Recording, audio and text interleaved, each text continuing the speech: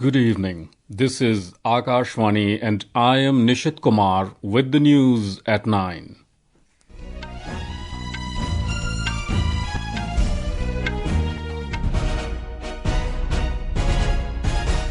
The headlines. Prime Minister Narendra Modi inaugurates and lays foundation stone of metro projects worth around 22,800 crore rupees in Bengaluru, says globally India is the third largest in terms of metro network. Maharashtra Chief Minister Devendra Fadnavis unveils Garudrishti system to detect fraudulent activities through social media. UN Security Council holds emergency meeting to address Israel's decision to take control of Gaza City. Ukrainian President Volodymyr Zelenskyy stresses ahead of US-Russia meet, any peace settlement must ensure credible and long-term guarantees for its country to defend its sovereignty. IMD predicts heavy to very heavy rainfall over Himachal Pradesh, Uttarakhand and Sikkim tomorrow. And India's under-20 women's football team end 20 years wait to book their place in AFC U20 Asian Cup 2026 in Yangon. And now the news in detail. Prime Minister Narendra Modi has said his government intends to make Viksit Bharat possible by 2047 with active support of countrymen. Speaking after the inauguration of the third phase of Namma Metro in Bengaluru today, the Prime Minister listed out steps initiated by his government to make India a developed country through reforms, performances and transformations. He said the journey began when India was among the fragile 10 countries before 2014. Now the Indian economy is the fifth largest and the fastest economy. Metro Rail has grown from 5 cities to 24 cities and is the third largest globally in terms of metro network. देश आज जिस गति से विकास कर रहा है, इसके पीछे हमारी इकोनॉमिक ग्रोथ एक बड़ा फैक्टर है। आप देखिए 2014 से पहले भारत का टोटल एक्सपोर्ट 468 बिलियन डॉलर तक पहुंचा था। आज ये 824 बिलियन डॉलर हो गया है। हम मोबाइल इंपोर्ट करते थे, भाई अब हम मोबाइल हैंडसेट के टॉप 5 एक्सपोर्टर बन गए हैं और बेंगलुरु की इसमें बहुत बड़ी भूमिका भी है। Mentioning that this is his first visit to Bengaluru following Operation Sindoor, Prime Minister highlighted the success of Indian forces in Operation Sindoor and said the entire world witnessed this new face of New India. He attributed the success of the operation to the power of technology and the strength of Make in India in the defense sector. Operation Sindoor में भारतीय सेनाओं की सफलता सीमा पार कई kilometre भीतर आतंकवादी ठिकानों को नेस्त नाबूद करने की ताकत और आतंकवादियों के बचाव में उतरे पाकिस्तान को कुछ ही घंटों में घुटनों पर लाने की हमारी क्षमता पूरी दुनिया ने नए भारत के इस स्वरूप के दर्शन किए हैं। ऑपरेशन सिंदूर की सफलता के पीछे बहुत बड़ी वजह हमारी टेक्नोलॉजी और डिफेंस में मेक इन इंडिया की ताकत है। Earlier, Prime Minister inaugurated and laid the foundation stone of metro projects worth around 22,800 crore rupees in Bengaluru. He flagged off Vande Bharat train service between Bengaluru and Belagavi and virtually flagged off Vande Bharat services between Amritsar and Katra and another from Nagpur to Pune. Maharashtra Chief Minister Devendra Fadnavis and Lieutenant Governor of Jammu and Kashmir thanked the Prime Minister and the Railway Minister for providing the Vande Bharat trains in their regions. Lieutenant Governor Manoj Sinha said the new Vande Bharat train will ensure ease of travel for devotees of Shri Mata Vaishno Devi and spur the growth momentum of the local economy. Union Minister of State for Railways Ravneet bid to express gratitude for the launch of Vande Bharat Express between the holy city of Amritsar and Shri Mata Vaishno Devi Katra.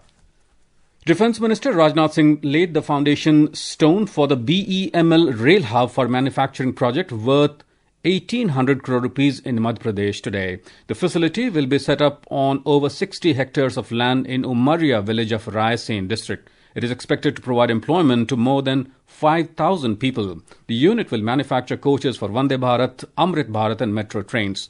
Speaking on the occasion, the Defence Minister said the high-speed trains in India will be equipped with coaches made at the facility. आज rail coach factory का शिलान्यास हुआ है। यहाँ rail के डिब्बों का निर्माण तो होगा ही, साथ ही रेलवे के और भी अलग अलग प्रोडक्ट्स, रेलवे के अलग अलग और भी सारी सामान यहां पर बनाए जाएंगे. Railway Minister Ashwini Vaishnaw participated in the program virtually. Union Agriculture Minister Shivraj Singh Chauhan and Madhya Pradesh Chief Minister Dr. Mohan Yadav also addressed the gathering. Maharashtra Chief Minister Devendra Fadnavis has said that the state has access to the world's best systems and technology to curb incidents like communal hatred through social media leading to riots. He stated that Garuda tools are playing a vital role in tracking down such individuals and ensuring immediate action against them. He was speaking at the presentation of the Garuda social media monitoring and cyber intelligence project and the ceremony for distribution of an amount of 10 crore rupees recovered from the investigation of various cyber financial crimes to the victims held at Police Bhavan on behalf of the Nagpur Police Department. The recovered amounts were handed over to the fraud victims by the Chief Minister.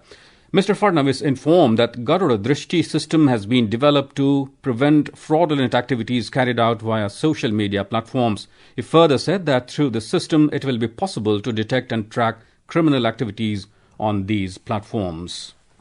In Jammu and Kashmir, an encounter between the security forces and Pakistani terrorists is underway in Quad Dool area of Kishtwar district since morning today. As per reports, around 2 Pakistani terrorists are trapped in the area. Our correspondent reports that the encounter broke out between the security forces and the hiding terrorists between 7 to 8 this morning after a specific input in the Quad Dool area of Nagensa in Kishtwar district. Troops of 17 Rashtriya Rifles Special Operation Group SOG of Jammu and Kashmir Police along with paramilitary forces started search operation in the area. When the security forces established the presence of the hiding terrorists, exchange of fire started. More security forces have been rushed to the encounter site. Details are awaited. This is Akashwani giving you the news. For quick news updates around the clock, follow us on our X handle at AIR News Alerts. And for details of these stories and more, log on to our website, newsonair.gov.in, and download the News on AIR app. Welcome back to the news at 9. The United Nations Security Council has convened an emergency meeting today to address Israel's decision to expand its military operations and take control of Gaza City, a move that has drawn sharp international criticism. The session, requested by several European members, focused on the worsening humanitarian crisis and the potential consequences for Gaza's 2 million residents and remaining hostages. The UN Assistant Secretary General for Europe, Central Asia and the Americas, Miroslav Zhincha, told the Council that conditions in Gaza were unbearable and warned of catastrophic consequences if the operation proceeds. He reiterated the UN's demand for a permanent ceasefire, the unconditional release of all hostages, and unrestricted humanitarian access. On Friday, Israel's Security Cabinet approved Prime Minister Benjamin Netanyahu's plan to seize Gaza City, escalating the 22-month conflict in the region. The decision has drawn sharp criticism globally. Ahead of the scheduled August 15th meeting between US President Donald Trump and Russian President Vladimir Putin in Alaska, Ukrainian President Volodymyr Zelenskyy has stressed on robust security guarantees. As Trump and Putin are meeting to discuss ending the war in Ukraine, Zelenskyy said any peace settlement must be fair. In a social media post on X, Zelenskyy also underscored the need for credible long-term guarantees to enable Ukraine to defend its sovereignty and territorial integrity. He warned the terms of peace must protect not only Ukraine but also the security of European nations. European leaders have welcomed plans by Donald Trump to hold talks with his Russian counterpart but called for continued support for Kyiv and pressure on Moscow to achieve a just and lasting peace. In a joint statement signed by the European leaders, they underscored that the path to peace in Ukraine cannot be decided without Ukraine. British police arrested more than 400 people in central London as supporters of a recently banned pro-Palestinian group intentionally flouted the law as part of their effort to force the government to reconsider the ban on the group. The UK Parliament in early last month passed a law banning Palestine action and making it a crime to publicly support the organization. The ban came after activists broke into a Royal Air Force base and vandalized 2 tanker planes to protest Britain's support for Israel's offensive against Hamas in the Gaza Strip. And back home in Bihar, the Election Commission of India has issued a notice to senior BJP leader and Deputy Chief Minister Vijay Kumar Sinha for holding 2 EPIC, that is Electors Photo Identity Cards. The Electoral Registration Officer of the Bankipur Assembly constituency has directed Mr. Sinha to furnish details by 5 p.m. on the 14th of this month after his name was found in the electoral rolls of both the Bankipur and Lakhisarai Assembly constituencies in Bihar. This is the second high-profile case of the dual EPIC cards following a similar controversy involving former Deputy Chief Minister and RJD leader Tejasvi Prasad Yadav.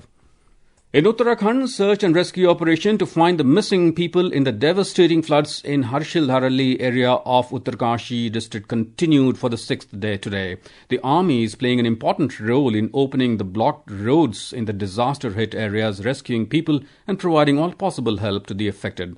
Brigadier M.S. Dhillon said that since August 5th, the army, state government and other agencies are continuously engaged in relief and rescue operations. हमारा focus है जो लोग गांव के दब गए हैं, जो क्लाउड बर्स्ट हुआ है उसमें उनको खोजने की। रेडार का इस्तेमाल किया जा रहा है और डॉग्स और डिगिंग पार्टीज जहां पे रेडार और डॉग इंडिकेट करते हैं वहां पे खोद के उनको निकालने की कोशिश कर रहे हैं। और हमारा ग्रेफ और आर्मी मिलकर रास्ता खोलने की कोशिश कर रही है ताकि कनेक्टिविटी गंगोत्री की तरफ और आगे फॉरवर्ड एरिया की तरफ बहाल हो सके जल्दी से जल्दी। उसी के साथ अभी इंडियन आर्मी जो हमारे पीछे जंगल है उसमें से एक एनिमल ट्रैक बना रही है ताकि अगर रोड खुलने में जैसे समय लग रहा है तो हमारे एनिमल्स यहाँ पे शुरू कर सकें। और उसके साथ हमने एस्टैब्लिश किया है सैटेलाइट कम्युनिकेशन का और मेडिकल टीम्स यहाँ पे लगी हुई हैं। On the other hand, the state government has announced an immediate assistance of 5 lakh rupees each and free ration for the next 6 months to affected families. The India Meteorological Department IMD has issued an orange color warning for heavy to very heavy rainfall over Himachal Pradesh, Uttarakhand and Sikkim tomorrow. Heavy rainfall accompanied by thunderstorms, lightning and gusty winds are also very likely at isolated places in Haryana, Delhi, Punjab, Madhya Pradesh, Bihar, Arunachal Pradesh, Assam, Meghalaya and Telangana. While thunderstorms accompanied by lightning and gusty winds will occur at isolated places in all the northwestern states, Maharashtra, Odisha, Chhattisgarh and Jharkhand tomorrow. India's Under-20 women's football team today booked their place at the AFC Under-20 Women's Asian Cup 2026 with a 1-0 win over hosts Myanmar in Yangon. Pooja's first half header proved decisive, ending a 20-year wait to book India's place at the Asian Cup 2026 to be held in Thailand. Celebrations erupted on the pitch as the dream became reality. For Women's Asian Cup 2026, the host Thailand qualified automatically, while the remaining 11 for the 12-team tournament will be decided through the qualifiers. For the qualifiers, 32 teams have been divided into 8 groups of 4. And in the Asia Rugby Under-27's men's final, Hong Kong has lifted the championship trophy, defeating Sri Lanka in Rajgir, Bihar. This evening, in the women's category, China thrashed Hong Kong to clinch the title. In the third place playoff, the Indian women's team led by Bhumika Shukla defeated Uzbekistan in a closely fought match. A new chapter in the Indian athletics began today at the Kalinga Stadium in Bhubaneswar of Odisha with the hosting of World Athletics Bronze Level Continental Tour 2025 for the first time in the country.